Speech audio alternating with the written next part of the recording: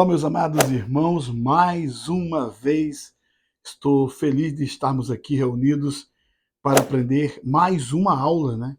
Estudarmos mais uma aula da nossa Escola Bíblica Dominical nesse primeiro trimestre, que vem falando sobre o corpo de Cristo, a origem, natureza e vocação da igreja no mundo. A nossa sétima lição vem trazendo para nós o ministério da igreja. Vamos ao nosso texto áureo. E ele mesmo deu uns para apóstolos, e outro para profetas, e outros para evangelistas, e outros para pastores e doutores. Efésios capítulo 4, verso 11. A verdade prática. Os dons ministeriais foram dados com o objetivo de edificar a igreja e promover a maturidade de seus membros. O objetivo da nossa lição: apresentar a doutrina bíblica do ministério sacerdotal observada na antiga aliança e praticada pelos crentes na nova aliança. Segundo, elencar os cargos ministeriais instituídos na igreja primitiva. Terceiro, explicar as qualificações de natureza moral e social exigidas para o exercício ministerial. Vamos à nossa leitura em classe, que está em Efésios, capítulo 4, do verso 11 ao 16. E ele mesmo deu uns para apóstolos, e outros para profetas, e outros para evangelistas, e outros para pastores e doutores, querendo o aperfeiçoamento dos santos, para a obra do ministério, para a edificação do corpo de Cristo, até que todos cheguemos à unidade da fé e ao conhecimento do Filho de Deus, a varão perfeito, à medida da estatura completa de Cristo, para que não sejam mais meninos inconstantes, levados em roda por todo vento de doutrina, pelo engano dos homens, que com astúcia enganam fraudulosamente. Antes, seguindo a verdade em amor, cresçamos em tudo naquele que é a cabeça, Cristo, do qual todo o corpo bem ajustado e ligado pelo auxílio de todas as juntas, segundo a justa operação de cada parte, faz o aumento do corpo para a sua edificação em amor. Vamos à introdução da nossa lição. Nesta lição, veremos o ministério em suas diferentes funções e ofícios, bem como as qualificações que biblicamente são exigidas para o seu exercício. Primeiramente, mostraremos que, de modo bíblico, todo cristão exerce um ministério sacerdotal que o habilita a ministrar diante de Deus. Nesse sentido, não há diferença entre o membro e a liderança. Todos são sacerdotes de Deus. Por outro lado, as Escrituras mostram claramente que Deus escolheu determinadas pessoas para funções e ofícios específicos. Esses ministros, chamados por Deus, têm a função de servir à Igreja de Cristo e trabalhar no aperfeiçoamento dos santos. A palavra-chave da nossa lição fala de ministério. Lendo aqui o texto áureo, a gente vai ver que e ele mesmo deu uns para apóstolos, e outros para profetas, e outros para evangelistas, e outros para pastores e doutores. Isso está escrito lá em Efésios, capítulo 4, e o verso 11. E quem é ele? Quem é essa pessoa que está dando os dons ministeriais? Logo, não demoramos a perceber que essa pessoa é o próprio Jesus Cristo. Nas lições passadas, e nós sabemos que uma lição contempla a outra lição, que Jesus estava conversando com Pedro e com os discípulos, e ali Jesus fala para todos eles que vai fundar uma igreja na rocha e que as portas do inferno não prevaleceria contra esta igreja. Logo depois, nós aprendemos em outras lições, ou seja, na lição passada, que a igreja é um organismo vivo E essa igreja, que é um organismo vivo, com toda a sua estrutura viva, precisa de organização.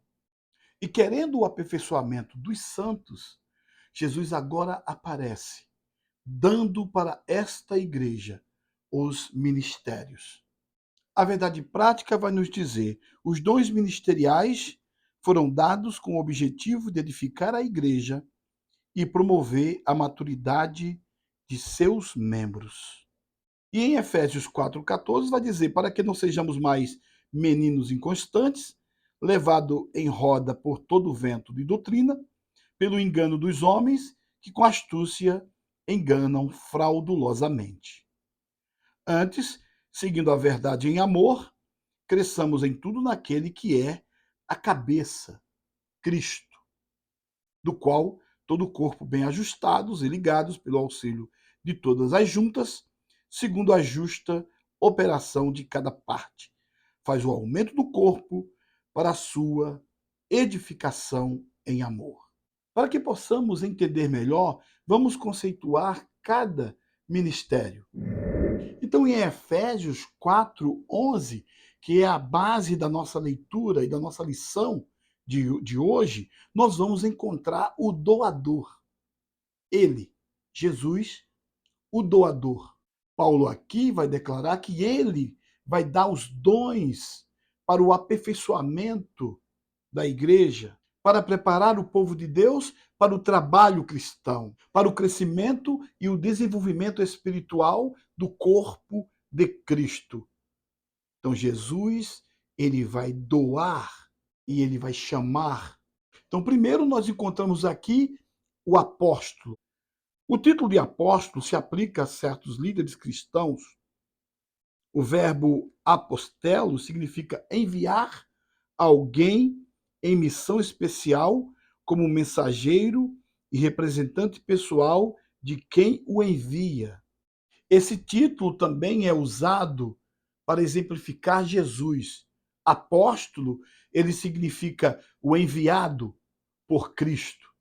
Os 12 discípulos de Jesus foram enviados como apóstolos para pregar o evangelho. Mais tarde aparece o apóstolo Paulo, que era considerado, ele se considerava o dos menores, mas ele diz que no caminho, quando ele ia para Damasco, Jesus fala com ele e chama ele para também ser apóstolo de Cristo. Então, o apóstolo, ele está ligado diretamente à pessoa de Cristo que o comissionou para fazer este trabalho. Hoje, o apóstolo, no sentido geral, ainda continua sendo essencial para a igreja. Se a gente não envia, se não envia missionário, ou se não envia alguém com esse propósito de pregar, essa pessoa que vai ser comissionada e preparada para esse fim, como que a igreja vai crescer? Se não enviarmos, não teremos o crescimento da igreja. Apesar do título de apóstolo ser ligado diretamente à pessoa de Cristo, que comissiona diretamente aqueles que viram Jesus, que testemunharam Jesus naqueles dias, hoje em dia não foi extinta a função de apóstolo. Existe, os apóstolos continuam existindo, porque a igreja, quando ela comissiona alguém para pregar o evangelho, ela está enviando. E o apóstolo significa enviado. Profetas. Os profetas eram homens que falavam sob o impulso direto do Espírito, e cuja motivação e interesse principal era a vida espiritual do povo. Sob o novo concerto, o Novo Testamento, esses profetas foram levantados pelo Espírito Santo de Deus para também levar a mensagem direta da parte de Deus para os povos, ou para a sua igreja. A missão principal do profeta no Velho Testamento era de transmitir ao povo a mensagem de Deus, a fim de que ensinasse o povo a permanecer fiel. Essa era a figura do profeta no Velho Testamento. Às vezes, esse profeta do Antigo Testamento, eles prediziam o futuro conforme Deus ia dando para ele, conforme o Espírito ia dando para que eles falassem. E nós encontramos eles, quando tinha algo da parte de Deus para falar, eles sempre diziam: assim diz o Senhor. Então, assim diz o Senhor, estava dando ali e mostrando que Deus estava falando pela boca do profeta. Não era o profeta de si mesmo que estava falando, mas era Deus que o comissionou a falar. Então eles diziam: assim diz o Senhor. E aí eles falavam. No Novo Testamento, nós não encontramos o ministério de profeta, apesar de que o Senhor é o mesmo, e se ele quiser levantar profetas, ele vai continuar levantando profetas, sim, vai continuar levantando profetas. Apesar de termos aqui o dom de profecia, que é diferente do dom ministerial de profeta. O profeta era homens que falavam sob o impulso direto do Espírito Santo, e cuja motivação e interesse principal era a vida espiritual e pureza da igreja sob o novo concerto. Foram levantados pelo Espírito Santo e revestidos pelo seu poder para trazerem uma mensagem da parte de Deus ao seu povo. O ministério profético do Antigo Testamento ajuda-nos a compreender a do Novo Testamento. A missão principal dos profetas do Antigo Testamento era transmitir a mensagem divina através do Espírito para encorajar o povo de Deus a permanecer fiel conforme os preceitos da antiga aliança. Às vezes, eles também prediziam o futuro conforme o Espírito lhe revelava. Cristo e os apóstolos são um exemplo do ideal do Antigo Testamento. A função do profeta na igreja incluía o seguinte: proclamava e interpretava cheio do Espírito Santo a palavra de Deus por chamada divina. Sua mensagem visava admoestar, exortar, animar, consolar e edificar. Devia exercer o dom de profecia. Às vezes, ele era vidente, predizendo o futuro. Era dever do profeta do Novo Testamento, assim como para o do Antigo Testamento, desmascarar o pecado, proclamar a justiça, advertir do juízo vindouro e combater o mundanismo e frieza espiritual entre o povo de Deus. E em tempo de mornidão e apostasia, pode ter certeza que o profeta sempre vai ser rejeitado. E podemos dizer que por causa da mensagem de justiça do profeta, ele pode esperar que ele vai ser rejeitado por muita gente. Evangelista.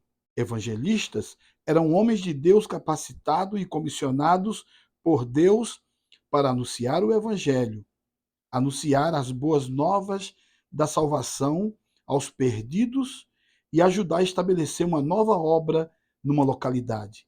A proclamação do evangelho reúne em si a oferta e o poder da salvação. Filipe, o evangelista, claramente retrata a obra desse ministério, segundo o padrão do Novo Testamento. Filipe pregou o evangelho de Cristo. Muitos foram salvos e batizados em água.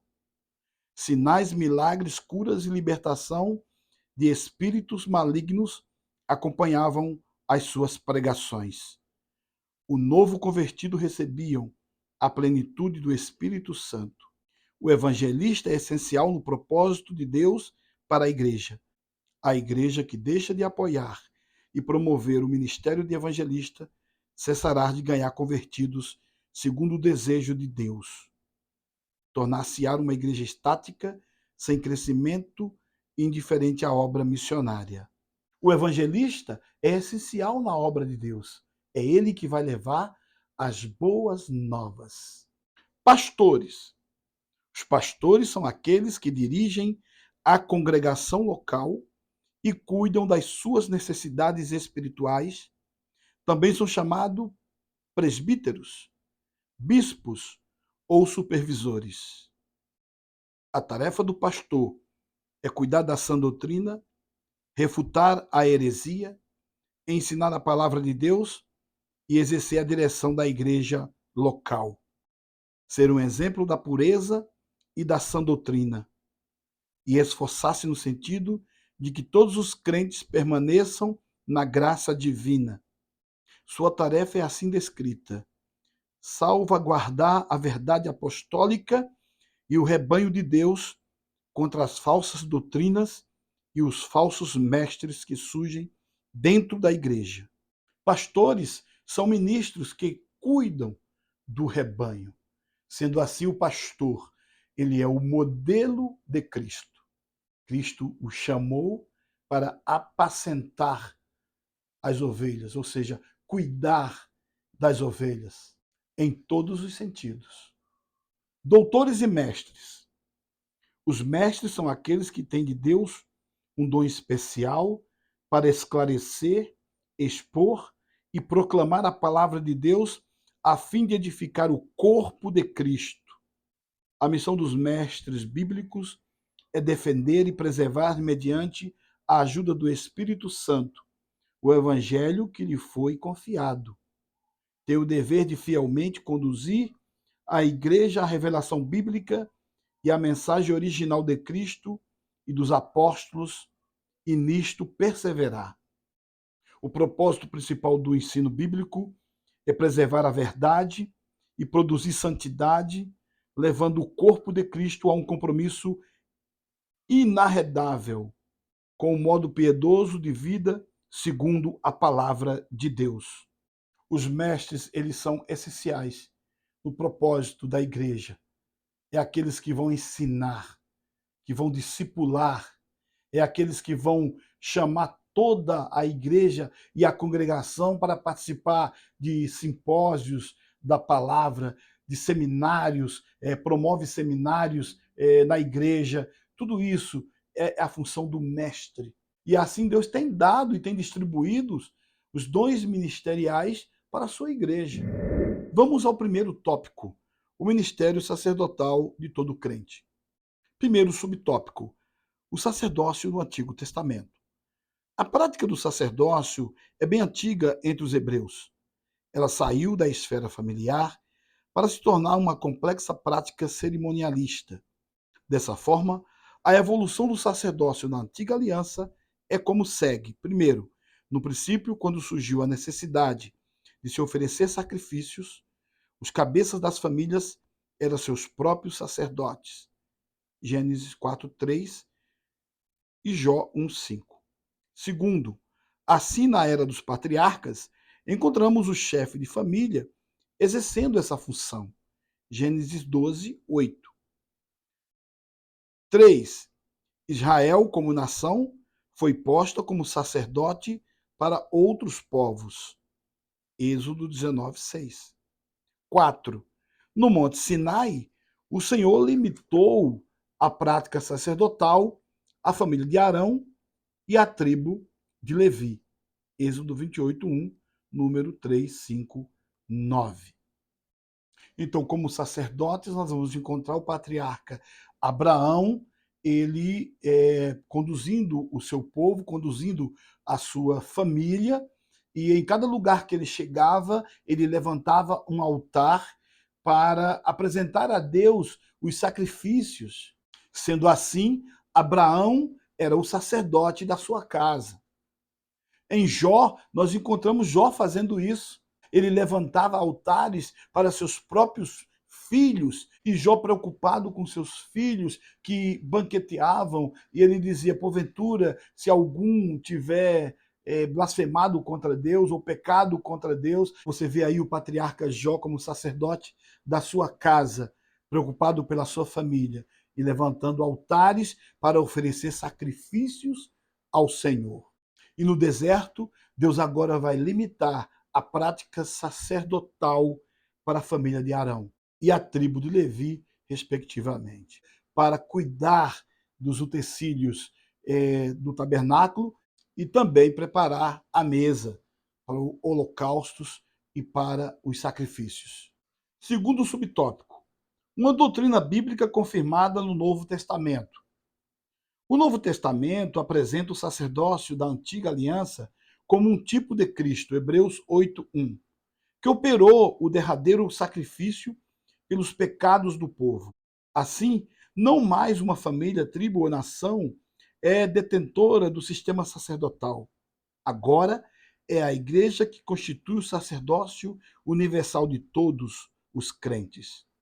Logo, se debaixo da antiga aliança o sacerdote era um ministro do culto, agora, sob a nova aliança, como sacerdotes, oferecemos o próprio corpo em sacrifício vivo. Romanos 12:1, 2.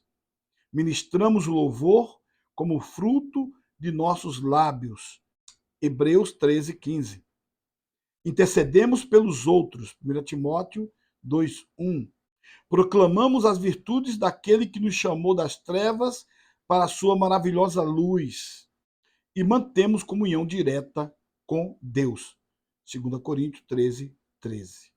Se na antiga aliança o sacerdote apresentava o sacrifício do povo para Deus, agora na nova aliança, sendo nós mesmos o sacerdócio real, apresentamos o nosso corpo como sacrifício vivo e agradável a Deus. Jesus, como um sumo sacerdote, ele se entregou por nós. Ele cumpriu todo o sacrifício. Não precisaria mais levar animais para fazer. Jesus, ele se entrega como sacrifício vivo para nós. E agora ele nos comissiona a ser também sacerdócio real para nos entregarmos para ele como sacrifício vivo e agradável a Deus. Terceiro subtópico, uma doutrina bíblica resgatada na Reforma Protestante. No catolicismo romano, o sacerdócio é limitado à figura dos padres. Não há função sacerdotal para os membros da igreja. Nesse caso, o Papa é considerado o vigário de Cristo na terra. Por isso, cabe destacar aqui que o resgate da doutrina bíblica do sacerdócio universal dos crentes, tal qual se encontra no Novo Testamento, foi uma obra da Reforma Luterana do século XVI. Para o reformador alemão, qualquer cristão verdadeiro participa dos benefícios de Cristo e da Igreja. A Reforma pregou um retorno radical às Escrituras, como bem definiu seu slogan no Sola Escritura. Somente a Escritura. Nas páginas das Escrituras Sagradas, podemos ver a grandeza dessa preciosa doutrina. Depois da perseguição em que a igreja primitiva teve, e logo depois dessa perseguição, quando agora Constantino, o imperador de Roma, atrela ou faz uma ligação dos primeiros cristãos à igreja em Roma, e dado a grande perseguição da igreja primitiva, Constantino, o imperador em Roma, vai ver isso e vai trazer, vai acabar com a perseguição e vai trazer o cristianismo para Roma, fundando assim a Igreja Católica. E com o passar do tempo, nós vemos que a igreja agora vai se constituindo com um clero, onde o sacerdócio era limitado à figura do padre, e subdividindo a igreja entre clero e laico. Ou seja, o clero, que em grego significa a porção que Deus separou, e os laicos, que significava o povo. Então, se esse clero é a porção que Deus separou, então já não existe mais povo, ou os laicos, e o clero, que seria os padres. Nesse caso aqui, o clero é todo o povo de Deus. Todo o povo de Deus é o clero. É o povo que Deus separou. Então, clero significa no grego separar, povo separado por Deus, ou a porção que Deus separou para si.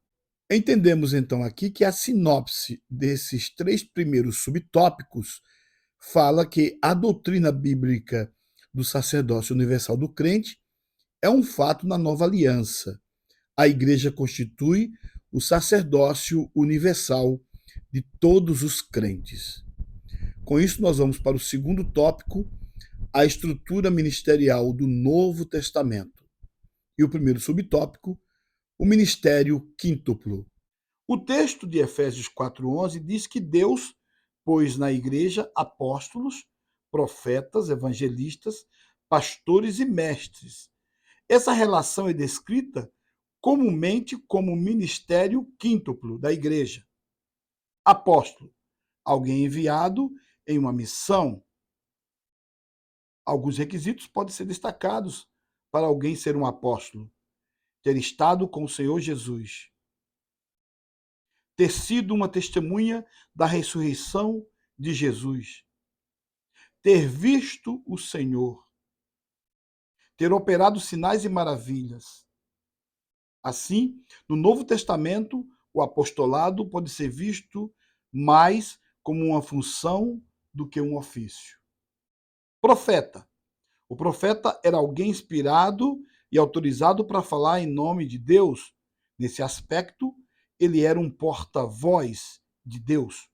No Novo Testamento, o profeta exortava e consolava e trazia a revelação do futuro. Contudo, a Escritura distingue o ministério de profeta do dom da profecia. Assim, somente alguns eram chamados para ser profetas, enquanto todos poderiam exercer o dom de profecia.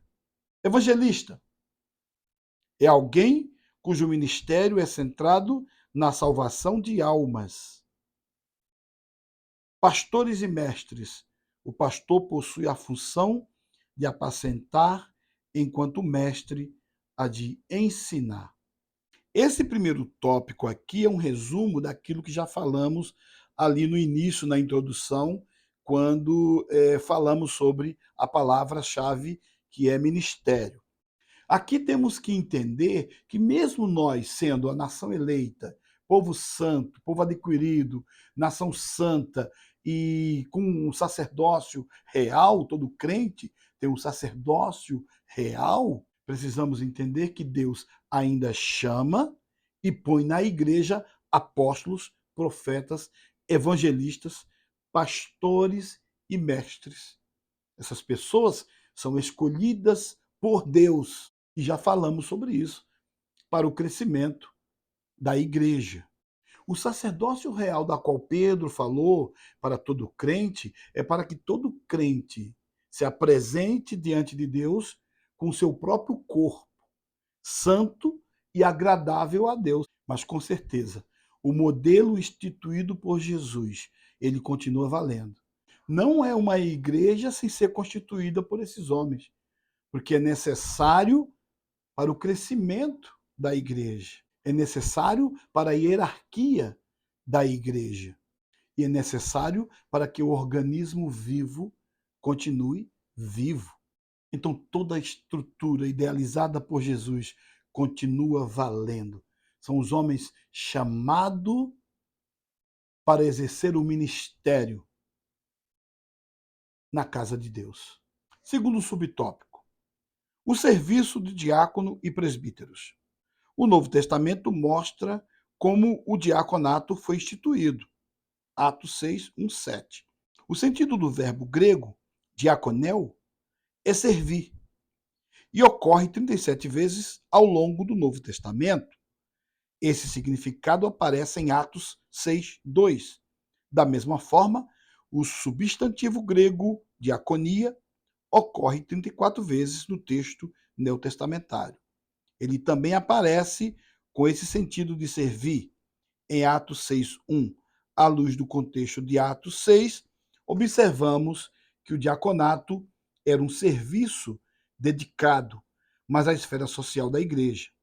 Por outro lado, o presbiteros, traduzido como presbíteros, ocorre 66 vezes no texto grego do Novo Testamento, em Atos 14:23.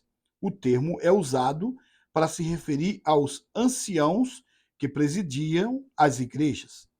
Esse mesmo sentido é usado por Lucas em Atos 20:17, quando Paulo se encontra com os presbíteros de Éfeso. Dessa forma, o presbítero era alguém que supervisionava, presidia ou ainda exercia alguma função pastoral. Aqui há uma diferença entre o diácono e a diaconia. Nesse caso, o diácono ele vai ser instituído para prestar a diaconia, para servir. Então, o diácono é aquele que vai servir, ou seja, vai exercer a diaconia. A diferença de diácono para diaconia está na posição. A pessoa foi instituída para ser um diácono, para prestar uma diaconia. A diaconia, ela pode ser exercida por qualquer pessoa que não seja diácono. Então, ela pode ser exercida por um jovem na igreja, que pode servir, que pode ajudar, que pode auxiliar. As mulheres na igreja podem auxiliar no serviço, que é a diaconia, pode auxiliar. Jovens, ou qualquer pessoa na igreja que não seja um diácono. O diácono, ele vai ser instituído para exercer a diaconia. Portanto, qualquer pessoa que não seja diácono pode também exercer a diaconia, servindo. E não precisa ser diácono para isso, mas também pode participar dos serviços da igreja. Por exemplo, as irmãs que ajudam com as crianças, está exercendo uma diaconia. Os irmãos que cuidam, por exemplo, da limpeza da igreja, sem ser diácono, também está exercendo uma diaconia, um serviço, está servindo. Os presbíteros aqui, de igual modo, também serve na igreja. Então, todo o corpo ministerial foi implantado pelo Senhor para servir. Terceiro tópico, as qualificações para o ministério. Primeiro, qualificações da natureza moral.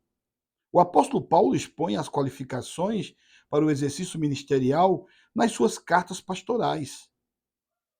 Aqui listamos apenas algumas delas. Não apegado ao dinheiro, ou seja, não avarento, ser irrepreensível, ou seja, alguém que não possua nenhuma acusação válida, que não significa ausência de pecado, mas uma vida pessoal ilibada, acima de qualquer acusação legítima e de algum escândalo público. Então, aí está mais que explicado esta parte da qualificação e da natureza moral para o exercício ministerial. 2. Qualificações de natureza social. Ao longo das cartas pastorais, verificamos também a necessidade de qualificações de natureza social, tais como o aspirante ao ministério não pode ser soberbo, isto é, arrogante e orgulhoso. Uma pessoa de difícil convívio social, alguém que, devido à sua soberba, mantém-se obstinado à sua própria opinião, age com teimosia e arrogância. O aspirante também não pode ser irascível. Tito 1:7. Truculento, violento, aquele que possui um temperamento mais colérico, uma pessoa que não pensa duas vezes antes de agir de forma descontrolada contra outro, desqualificando-o para ser ministro do Senhor. 3. Qualificados para o ministério. De acordo com as cartas pastorais, podemos afirmar que há qualificações claras para o exercício do ministério da Igreja de Cristo. Nesse sentido, os ministros do corpo de Cristo têm como requisitos inegociáveis para o exercício do ministério as qualificações morais, sociais, conforme estudados aqui. Na lição do professor tem um auxílio teológico e que vale a pena colocar aqui, que nesse auxílio teológico fala sobre o chamado para o ministério. Então, Paulo salientou com muito critério uma importante verdade concernente à diversidade de ministérios, dentro da admirável unidade do corpo de Cristo, produzida pela obra do Espírito Santo. Há uma rica diversidade. Nem todos os ministérios têm a mesma função, o mesmo dom ou o mesmo ofício. Assim como o corpo humano tem uma grande variedade de órgãos a fim de funcionar apropriadamente, o corpo de Cristo requer diversidade de ministérios para que a igreja possa cumprir com eficiência as ordens de Cristo. Na diversidade da unidade, brilha o interesse de Deus pelo indivíduo. A despeito de função, dom ou ofício, a despeito de quão atraente ou oculta seja a tarefa confiada a alguém, todos os olhos de Deus são importantes. Cada crente será recompensado de acordo com a sua fidelidade. Vamos à conclusão? Nessa lição, vimos o ministério sob diferentes aspectos. Vimos que a doutrina do sacerdócio universal dos crentes é inteiramente bíblica. Todo crente tem o privilégio de apresentar a si mesmo e a outros diante de Deus, sem a necessidade de mediadores terrenos. Vimos também que Deus pôs na igreja alguns para o exercício de determinadas funções específicas. Esses ministérios devem ser vistos como dons de Deus à igreja. Chegamos ao fim de mais uma aula e gostaria de propor um desafio de sempre, para que vocês compartilhem o canal, dê um like para ajudar e ative o sininho para quando tivermos mais aulas, vocês serem avisados, ok? Um abraço e até a próxima aula. Fica com Deus e a paz do Senhor.